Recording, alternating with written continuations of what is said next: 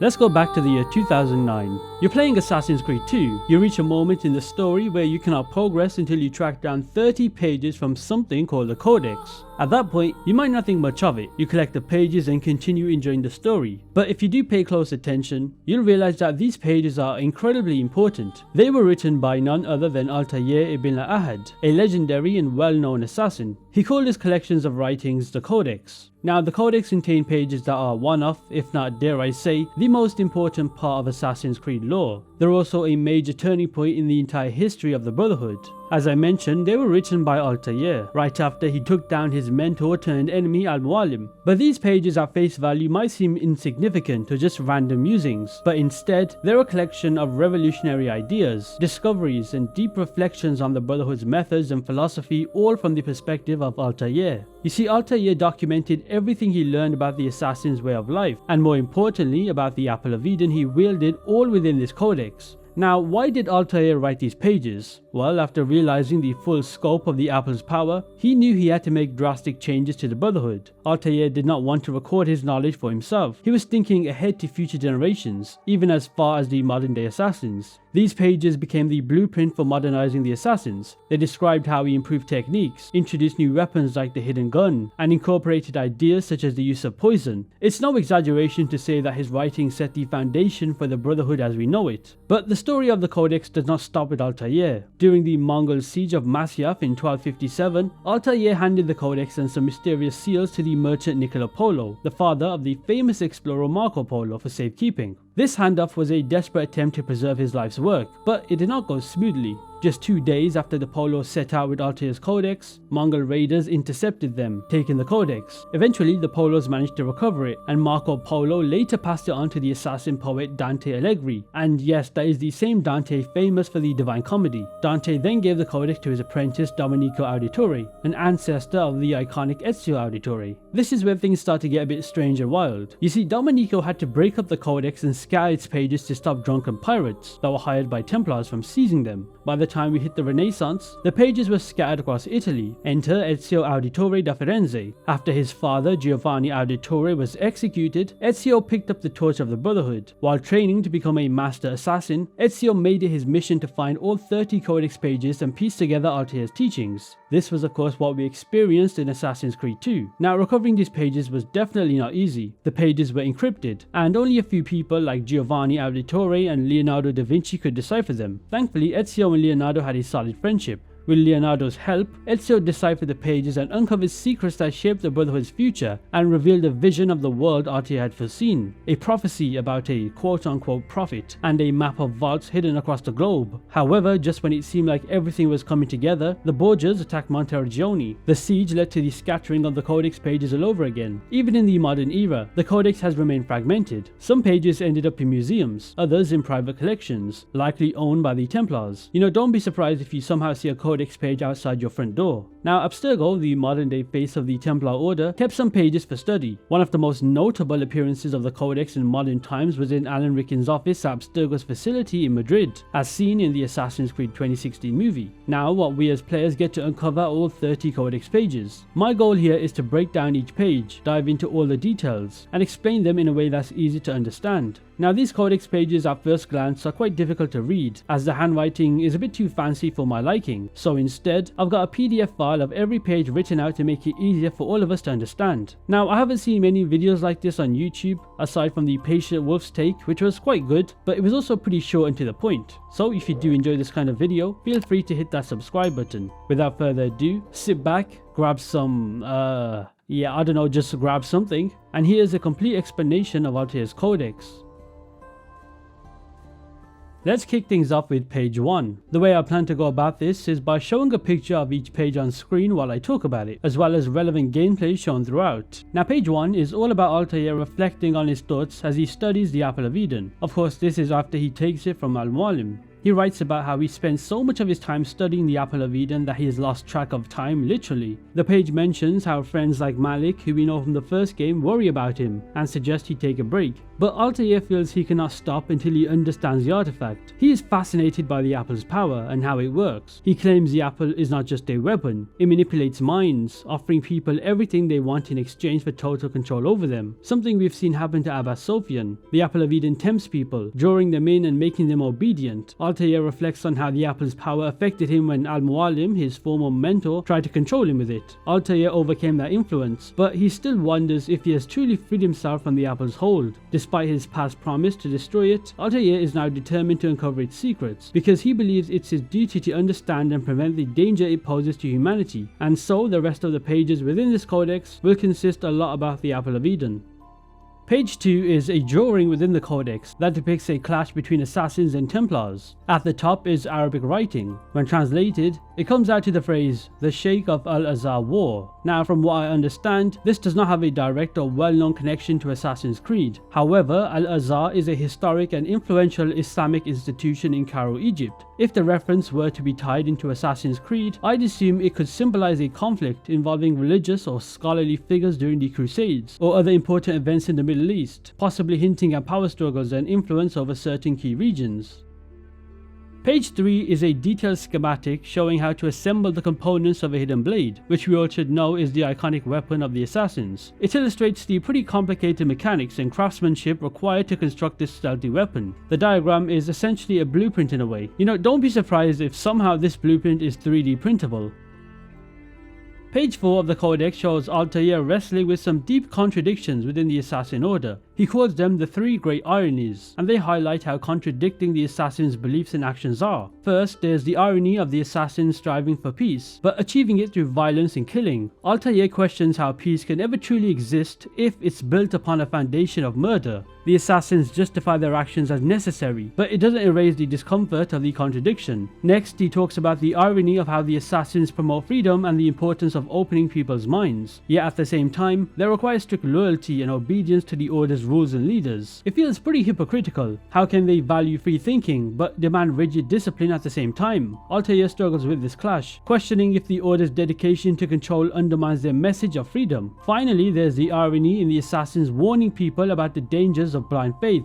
They teach others to think for themselves and question authority, but they're also incredibly devoted to their own creed, almost as if they have their own form of blind faith. Altaïr wonders if the assassins are just as dogmatic as those they oppose, and he admits he does not have a satisfying answer. On this page, he even questions if they're just fooling themselves, bending the rules for what they claim is the greater good. He then mentions about the creed, nothing is true, everything is permitted, and wonders if it explains their contradictions. Maybe it means they can be two opposites at once, noble protectors and violent enforcers. Ultimately, Altaïr accepts that these moral conflicts are part of their struggle, making the mission for justice just as messy as it is complicated.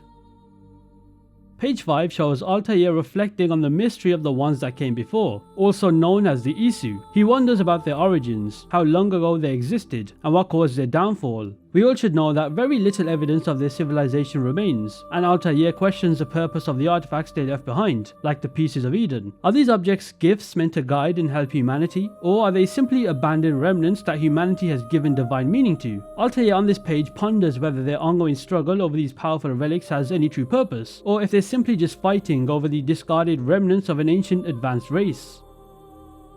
Page 6 has Altaïr talking about how the Templar Order has changed ever since he defeated Robert de Sable, the first Grand Master of the Knights Templar. Even though de Sable is dead, Altaïr points out that the Templars are still a huge threat. They've gone underground, becoming way more secretive, which makes them harder to find and take down. Instead of working out in the open, they're now hiding in the shadows, and Altaïr is worried they might even be more dangerous this way. He mentions hearing rumours of suspicious activity on Cyprus, and knows he'll have to look into it. Now, if you don't know, this is where the game Assassin's Creed Bloodlines takes place. This was a 2009 sequel for the PSP. I highly recommend playing it if you have not, to learn more about the lore of Altaïr and the Templars around that time. Now, continuing with this page, Altaïr writes that because of these changes in the Templar strategy, he realizes that the assassins need to adapt too. The old ways of relying on massive fortresses or flashy public assassinations are not going to cut it anymore. The assassins need to become more subtle, working quietly to match the Templars' new tactics. Altaïr talks about how the Brotherhood should let go of outdated traditions, such as cutting off a ring finger to use a hidden blade, banning poison, or lying to recruits. He believes being an assassin should be about protecting people and doing good, not about sticking to strict old school rituals. He also stresses that the assassins have to evolve. If stealth is the way forward, they should embrace it. If poison works, they should not avoid it just because it breaks tradition. His goal is to create a more practical and honest brotherhood, one that can adapt to whatever the Templars throw at them, but still stay true to their mission of protecting people. It's about being smart, flexible, and committed to the greater good. Page 7 has Altaïr reflecting on his deep sense of loss and grief over a woman named Adha. Now, for those unfamiliar, Adha was a woman that was in the game Assassin's Creed Altair's Chronicles, and to keep things relatively short, she was known as the Chalice, and was believed to possess a mysterious power capable of uniting the warring factions of the time. Altaïr had deep feelings for Adha, and even had dreams of leaving the Assassins to start a peaceful life with her. However, Adha was captured, and later murdered by the Templars. Now, going back to page 7, Altaïr reflects on this, and had once hoped would be his path to a peaceful, normal life away from the life of an assassin. He envisioned that with her, he could lay down his weapons and leave behind the constant conflict. However, he now realizes that such dreams are unrealistic, and the life of an assassin does not offer such comforts. He mentions the pain of going after Adha's Templar captors, chasing them relentlessly across the sea. He was so close to saving her, but arrived too late. The memory of holding her lifeless body, seeing the fear frozen in her eyes, still haunts him. This traumatic moment left an indelible mark on Altaïr, filling him with regret and a sense of failure, as he could not reach her in time to prevent her death. Altaïr mentions how he was fueled by grief and rage, and he hunted down every person responsible for her demise, eliminating them one by one. Yet even as he carried out his vengeance, there was no sense of fulfillment. The deaths of her captors did not bring Adha back or ease the pain in his heart. The violence, instead of providing solace, only served as a grim reminder that nothing could undo the loss he had suffered. He wrote on this page that he would never again experience such a profound connection or love for another woman. The pain of losing her had closed off that part of him, or so he thought. Altaïr admits he was wrong about that, hinting at finding love or emotional connection once more. I believe this is of course in reference to Maria Thorpe, somebody we've seen in the games, and was the ongoing love interest for Altaïr until she got murdered as seen in Revelations. Page 8 is more of a thoughtful reflection from Altaïr. He's thinking about how violently humanity can be, and he wonders why we always seem to fall into conflict. By observing how different species act, Altaïr notices that survival often means eliminating threats, instead of trying to live peacefully alongside them. This makes him question if the world was ever meant to be orderly or if it's just a result of pure chaos. Altaïr rejects the idea of a divine, carefully planned universe. Instead, he imagines a world created by chaos itself, almost as if some madman designed it with a love for destruction and desperation. On this page, when he says, "Our origins seem chaotic," I believe he's referring to something called Project Anthropos, which was the ezio experiment that led to the creation of humans. Altaïr believes humanity was not born with some grand purpose, but rather developed meaning over time, shaped first by the ezio and later by our own cultures and civilizations. This chaotic origin, Altaïr thinks, might be why we constantly struggle between our basic instincts and our higher ideals. It's a world full of contradictions, where the need to survive often clashes with the desire to achieve something greater.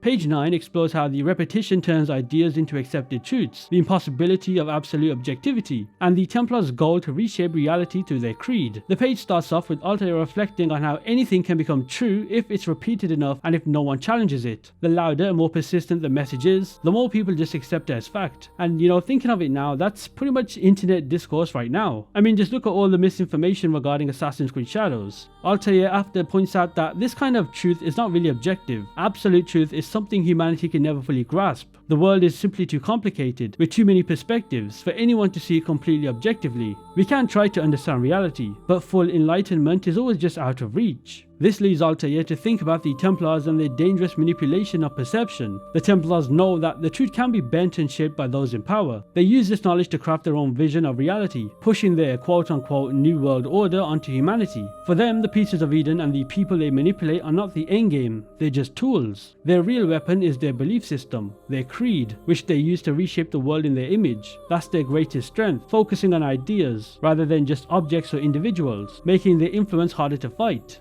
Altaïr explains why battling a belief system is so hard, and he's right. You simply cannot kill an idea or destroy it with physical force. Even if every Templar was wiped out and all their writings were burned, their ideas could still resurface. Beliefs are intangible, and that makes them incredibly resilient. They can live on through generations, shaping minds long after the Templars themselves are gone. He also takes a hard look at the assassins and realizes something similar about their own order. Their creed, mission, and philosophy might not be entirely original. It's possible that Al-Mualim, the leader, did not invent their beliefs, but rediscovered or adapted ideas that had existed long before him. This suggests that the conflict between the assassins and the Templars is part of something much bigger, an eternal struggle between freedom and control, chaos and order. These opposing ideas have likely been clashing throughout history.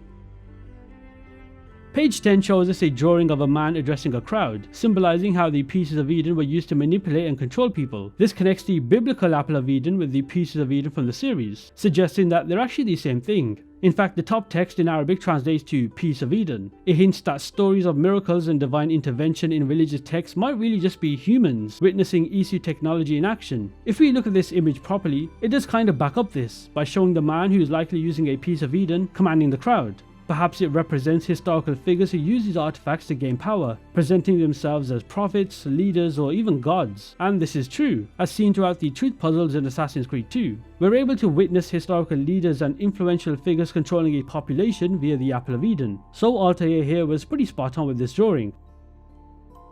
Page 11 has Altaïr writing about how he notices similarities between figures from various mythologies and religions in history. Figures like Attis, Dionysus, Horus, Krishna, Mithra, and Jesus. Their stories all follow the same pattern: miraculous births, persecution, devoted followers, amazing deeds, and even resurrection. Altaïr on this page finds it hard to believe that this is all just coincidence, so he starts wondering if these tales are connected. He speculates that maybe these stories are retellings of one original story, passed down and reshaped by different cultures over time. As humanity's tools, languages, and societies evolved, so did the details of these legends. This raises some big questions. Are these stories based on real events, pure fiction, or a mix of both? Could these figures have been real people, whose extraordinary lives were shaped or extended by the power of an Apple of Eden, or Piece of Eden? Altaïr remembers Al-Mualim saying that Jesus was just a mortal man who mastered manipulation, implying his miracles were not divine, but the work of an advanced ezio technology like a Piece of Eden. But Altaïr is not so sure. What if Al-Mualim was wrong? What if these figures weren't just ordinary people? He wondered if they could have been recurring individuals, brought back or transformed across eras by the artifacts they wielded.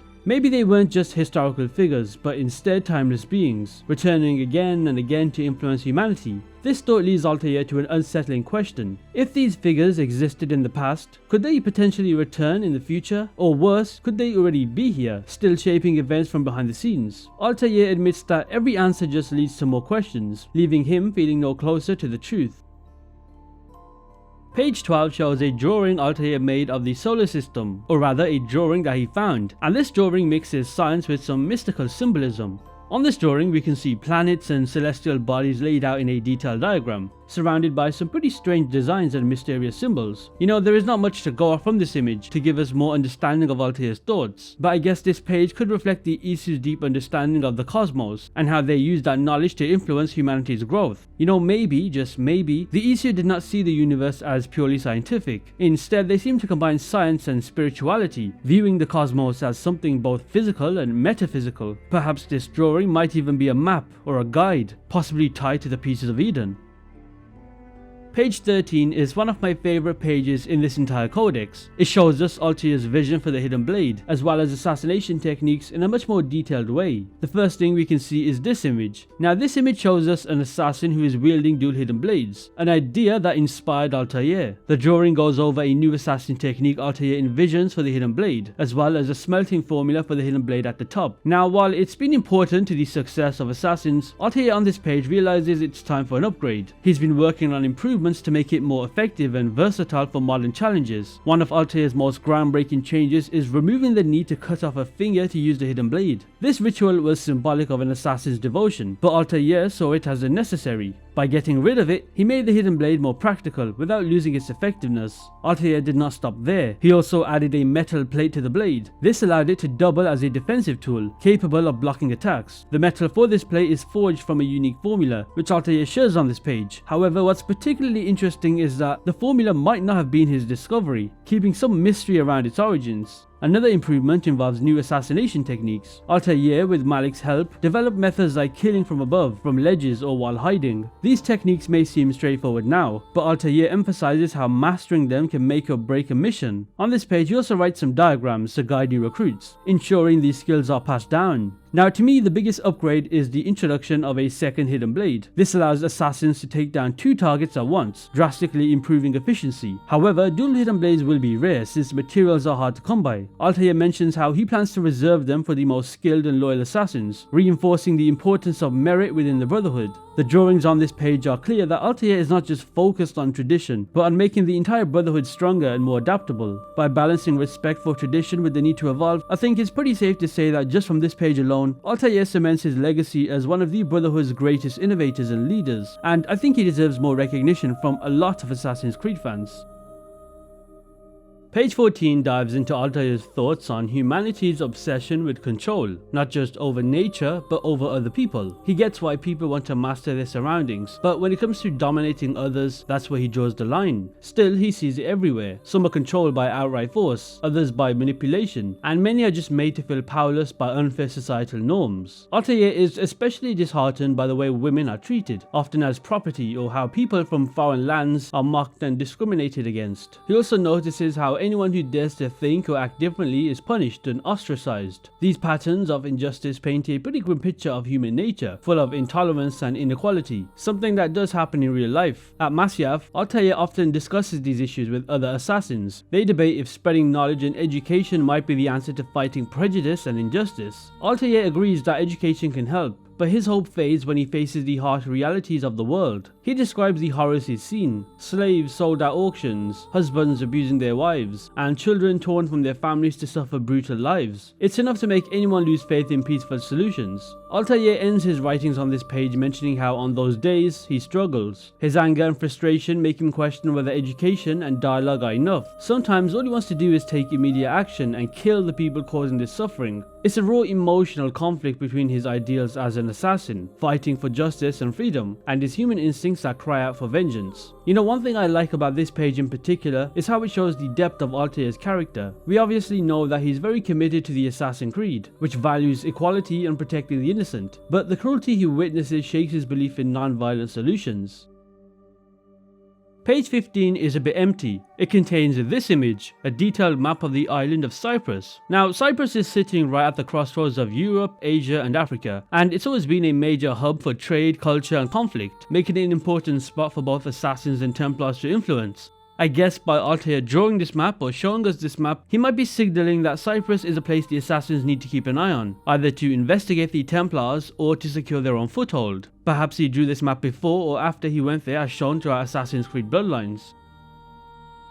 Page 16 dives into Altaïr's reflections on the Apple of Eden and its overwhelming power. While studying the apple, he experiences something unexpected, visions of the future. These glimpses leave him shaken, as they seem impossible to explain. Are they truly showing what's to come, or are they just possible outcomes? Altaïr does not know, and this uncertainty raises some big questions about what the future really means. He wrestles with the idea of whether these visions could show events that are inevitable, or if they could be changed. If the future is not set in stone, could his attempts to change it actually cause the very thing he's trying to avoid? It's a frustrating paradox. Act and risk making things worse, or do nothing and let fate take its course. Altaïr feels the weight of this dilemma deeply, torn between the urge to intervene and the fear of unintended consequences. What I've noticed from this page is it really does a good job of highlighting one major theme that's always present in Assassin's Creed, and that is free will versus fate. Altaïr questions whether he even has the right or the ability to alter the future. Is it his role to try and shape what's to come, or should he simply observe and let events play out naturally? It's not really just a philosophical problem for Altaïr, it's quite literally personal, tied to his own beliefs and the Assassin Order's mission. Altaïr also reflects on writing the Codex itself. By recording his thoughts and experiences, he knows he's attempting to guide the future in some way. His writings could influence future assassins. It's pretty much his way of trying to control the unknown, even as he doubts whether that's possible. Page 17 reveals one of Altaïr's most chilling experiences, a vision of apocalyptic destruction. He describes massive flames rising to the sky, violent earthquakes splitting mountains, and great metal towers crumbling to dust. The scene he writes about is pure chaos, filled with the screams of terrified people. For Altaïr, it's a pretty haunting image of devastation that stays with him as he writes. He tries to make sense of this vision, questioning what it means. Could it be a glimpse of the East's downfall, the moment their advanced civilization was wiped out? Altaïr wonders if the East brought this destruction upon themselves, or if it came from forces beyond their control. But what terrifies him the most is the idea that this destructive power could fall into the hands of Templars. If they managed to harness something so catastrophic, they could use it to enforce absolute control, forcing the entire world into submission. Altaïr fears that such power could allow the Templars to murder the world, erasing freedom and life as they know it. Page 18 focuses on one of the core assassin philosophies, staying hidden while shaping the world. Altaïr explains that secrecy is incredibly important to their survival and mission. While some assassins think that staying in the shadows slows down their ability to create change, he believes that exposing themselves would only lead to persecution, as people would see them as threats or crazy people. This page also dives into human nature. Altaïr writes out that you cannot just tell people how to act, like asking them to be kind or open-minded, and expect them to listen. Real change happens when people learn through their own experiences. That's why the assassins work indirectly, subtly influencing events instead of openly preaching their beliefs. You know, it's a strategy that's really built on patience and trust in humanity's ability to grow. This page really reinforces the assassins' commitment to working from the shadows. It also highlights Altaïr's long-term vision for the assassins, showing that true meaningful change often comes from guidance and time, not flashy displays or direct intervention.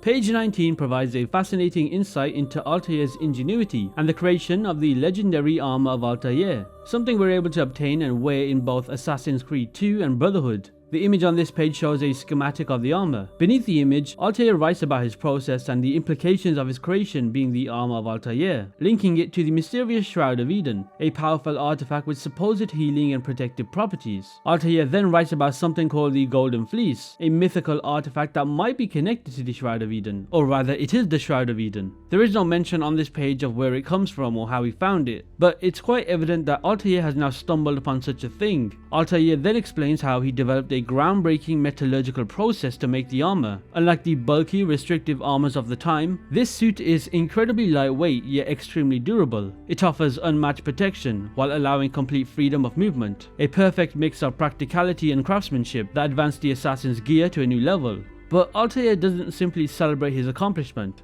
Why? Well, he's torn with caution. While the armor is an incredible achievement, Altaïr is deeply aware of the risk it poses. In the wrong hands, this near-invincible armor could become a devastating weapon. His reflections when writing about this shows his wisdom as a leader, balancing his innovation with a sense of responsibility. In a pretty bold move, Altaïr decides to erase the formula for creating the armor. He recognizes the potential dangers of such a powerful technology, and chooses to ensure it cannot be replicated or misused by the assassin's enemies. Page 20 is quite detailed and well written out. It dives into Altaïr's thoughts on religion, science, and how humans try to understand the world. Altaïr compares ancient pagan religions, which I assume would be ecology, witchcraft, Celtic traditions and things like that, and these pagan beliefs focused on observing and interpreting nature, with monotheistic religions such as Christianity, Judaism, and Islam, which center on a single creator and set rules. Altaïr believes that the ancient pagan beliefs, despite their flaws, were closer to the truth because they had tried to explain the world through nature, not a belief system that is held within absolute certainty, and is not open to change or discussion. Altaïr then reflects on how ancient people saw patterns in nature, the rising and setting of the sun, the tides, and the cycles of life and death, and represented these forces as gods or goddesses. Now, while these interpretations were not perfect, Altaïr respects them as genuine attempts to understand reality. In contrast, Altaïr criticizes monotheistic religions for oversimplifying the nature of the universe. He sees the idea of one all-powerful deity as a way to avoid questions that are considered deeper.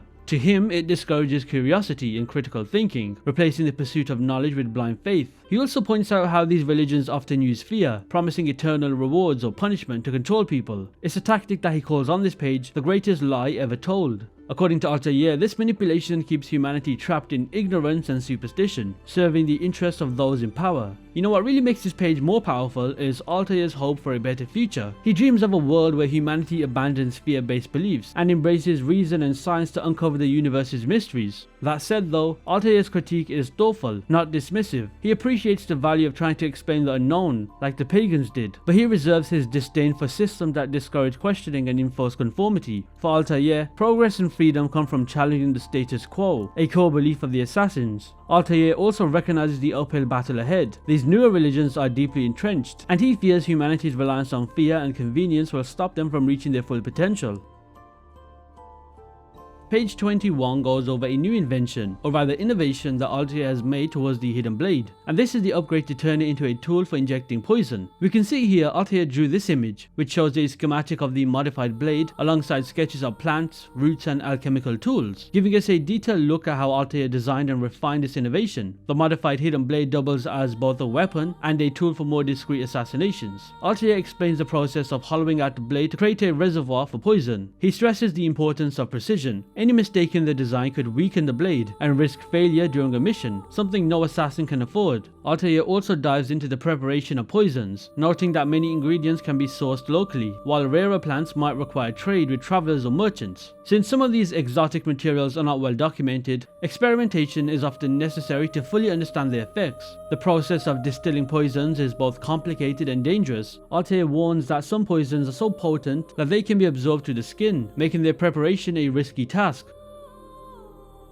Page 22 is kind of funny to me, as it shows us that Altair has realized there's more out there in the world. We get presented with a world map, with arcs connecting various regions across Europe, Africa, Asia and Australia, which might represent trade routes, important locations or areas of interest. Altair marvels at the map's detail, especially its depiction of the world as a sphere instead of flat, which while laughable, let's realize that this was a groundbreaking concept for his time. He even compares the globe to the Apple of Eden, hinting at the advanced knowledge of the ezio who created these pieces of Eden. Altair's writings on this page express a wonder and a deep desire to explore these uncharted territories. He's simply in shock by the thought of the people living in those distant lands. Are they similar to those he knows, or are they completely different? Now on this page, it's clear that Altair is limited by the technology and knowledge of his era, and his thoughts go far beyond those boundaries. At the end of this page, he even expresses how he wants to eventually travel to these distant lands. Page 23 shows us Altair's vision of freerunning, something that is pretty much essential for any assassin at this point. The image shown on this page features an instructional diagram with illustrations of movements like climbing, jumping and vaulting, along with Arabic terms that categorize the techniques. The directions north, east, south and west translate to attack, climb, across and diagonal. I like how this page in particular just shows us that freerunning turns the world around assassins into both a tool and an advantage, whether it's for attacking, escaping or reaching places that others cannot. Altair writes about this in the Codex to emphasize just how important these movements are. Page 24 takes a break from Altair talking about religions, inventions, Templars and so on, but instead it's a page of reflection, a page that gives us a rare glimpse into his personal life, his upbringing and his reflections on love, loss and family. Altair begins on this page by expressing a longing for the family he barely knew. His father, Altaïr Ibn-La'Ahad, was a master assassin who sacrificed his life to secure peace with the Saracens. His mother Maud died giving birth to him, leaving him orphaned and raised within the assassin fortress at Masyaf. Despite living within these same walls, Altair had little time to bond with his parents due to the rigorous training required by the Brotherhood. Altair admits that as a child, he did not feel the weight of this absence. He was used to separation and the strict life of an assassin. Instead, he looked up to Al-Mualim as a father figure. But as Altair grew older, he realized that Al-Mualim's care was cold and manipulative, meant to mold him into a weapon rather than nurture him as a person. At the time, Altair thought this was enough, but now he sees the emptiness in that relationship. Altair then on this page talks about someday having a child. Of course, at this point when he's writing on this page, he did not have Darim and Seth as his children. For Altair, he's simply determined to raise his children differently. He outright rejects Al-Mualim's belief that love is a weakness. Instead, Altair sees love as a source of strength and purpose. He believes that love makes the sacrifices of their creed more meaningful and gives assassins greater clarity and resolve. Page 25 features a detailed drawing of Maria Thorpe, a woman who played a very important role in Altair's life as his love interest. I think it's safe to assume that at this point in the Codex, Altair has a deep desire for her. We know she started her journey as a Templar. She was born into a noble English family, and she first encountered Altair as an enemy during the events of Assassin's Creed Bloodlines, but over time their relationship evolved into something far deeper. Judging by this drawing, it's safe to assume that Altair is, let's just say, madly in love. It's just a shame how that relationship ended. Page 26 is one of the most important entries in this codex, where Altaïr shares his final thoughts on the Apple of Eden and his tough decision to seal it away. It shows the massive weight it carried, knowing just how powerful and dangerous this artifact is. Altaïr starts on this page with a bold statement. He will never touch the Apple again. Its ability to control and manipulate has tested his limits. He's tried everything to destroy it, bending, breaking, even melting, but nothing works. It's quite literally indestructible. What frustrates Altaïr most is the irony. The Apple might hold the answers he's looking for, maybe even how to destroy it, but using it would come too high at a price. The temptation to unlock its gifts is always there, and he admits he's just as vulnerable to its pull as anybody else. To keep both himself and the world safe, Altaïr decides to hide the Apple. He plans to seal it away on a treasury on an ancient ezio island. Sure, there is a risk that somebody else could find it, but it's better than keeping it close, where its power might even overwhelm him. Altaïr is brutally honest about his own weakness, admitting that no one, not even him, can resist the Apple's power. Now, the part that confused me, and hopefully somebody in the comments can tell me this, but on this page, Altaïr writes about hiding the Apple on an island. But am I mistaken in saying that we don't know which island this is? We do know that Altaïr hid the Apple in the library under Masyav, so could the island potentially be in reference to the library? Or is the island literally an island? Anyway, the last part of this page has Altaïr adding a mysterious note. He cryptically mentions that the true nature of the Apple's power is hidden within the Codex itself, not between the lines but beneath them. He challenges future readers to figure out what he means, hinting that his writings might hold clues to understanding the artifact in ways that he could not. Altaïr puts his hope in the assassins who come after him, believing that they might succeed where he struggled, resisting the Apple's power and unlocking its secrets for the good of humanity. Page 27 breaks down Altaïr's deep understanding of the first tenet of the Assassin's Creed: nothing is true. He explains that many who join the Brotherhood have already started to realize this on their own, but the truth can hit hard. It reveals that everything we believe in, laws, morality, religion and order, are just human-made ideas. There is no divine plan or absolute truth running the world. For some people, this realization is freeing, but for others it's overwhelming and even devastating. Altaïr recognizes the danger of this kind of awakening. Without guidance, people can spiral into chaos or despair. They might think, if nothing matters, why not do whatever I want? Or what's the point of anything? This is where the Brotherhood steps in. Altaïr believes that it's their job to guide people through this difficult understanding, not by giving them comforting lies, but by providing knowledge that challenges them to think deeply and responsibly. To balance the chaos that comes with nothing is true, Altaïr introduces the second tenet: everything is permitted. This is not about encouraging anarchy, but about teaching responsibility. We've seen in later games as Ezio explains that while we have the freedom to act as we choose, we also have to face the consequences of our choices. It's about owning your actions and giving purpose to a world that otherwise feels meaningless.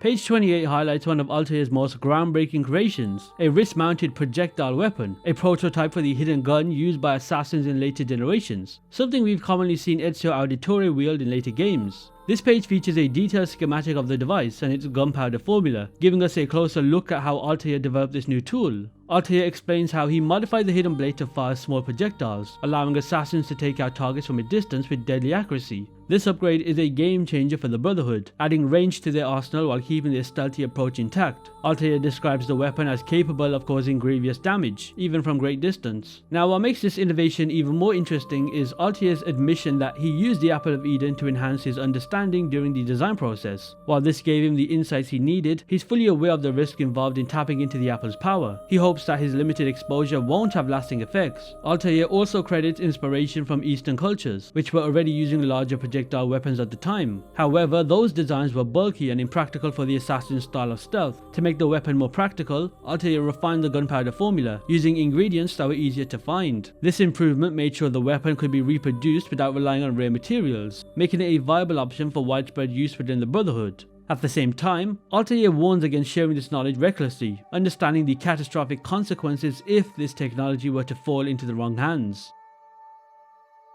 The penultimate page, being page 29, focuses on one of Altaïr's last major missions as mentor of the Levantine Brotherhood, and that is taking on the threat of Genghis Khan, also known as Temujin. Genghis Khan's rise and his creation of the massive Mongol Empire was fueled not just by his military genius, but also by the power of a Sword of Eden. Altaïr's notes on this page pretty much capture the urgency of the situation, as Genghis Khan's conquest was spreading fear and destruction across Asia and beyond. Altaïr strongly suspects that Genghis Khan's success is tied to this piece of Eden. Like other swords of Eden throughout history, the artifact gives its wielder immense power and influence but leaves devastation in its wake. Altaïr knows that allowing him to keep the sword is too dangerous, but he also admits that he's no longer young or strong enough to handle the mission himself. Instead, Altaïr chooses to involve his family. He plans to travel east with his wife Maria and their son Darim to confront Genghis Khan and retrieve the Sword of Eden. For those that don't know, the mission historically ends with the assassination of Genghis Khan in 1227. Whilst working with the Mongolian assassin Kualan Gal, Darim successfully kills Genghis Khan with a crossbow after Kualan Gal dismounts him by shooting his horse. While Altaïr doesn't carry out the assassination himself, his leadership and planning were instrumental in orchestrating the mission's success. That's essentially what this page is all about, but of course the writing on this page is before any of this happens. We'll now move on to the final page, which will give us the final words of Altaïr.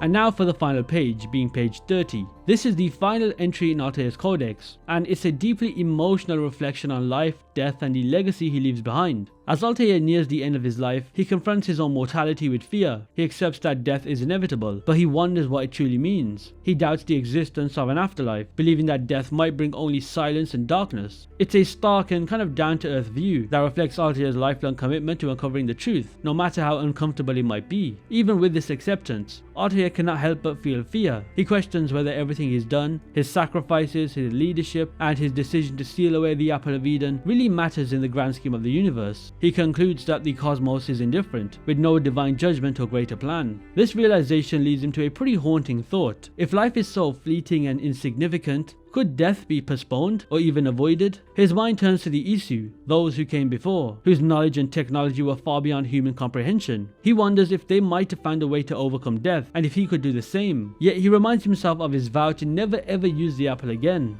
The artifact could still hold the answers he seeks, but its corrupting influence makes it a dangerous temptation. Still, Altaïr's fear of the unknown makes him consider breaking his promise just for one last look, hoping to find clarity.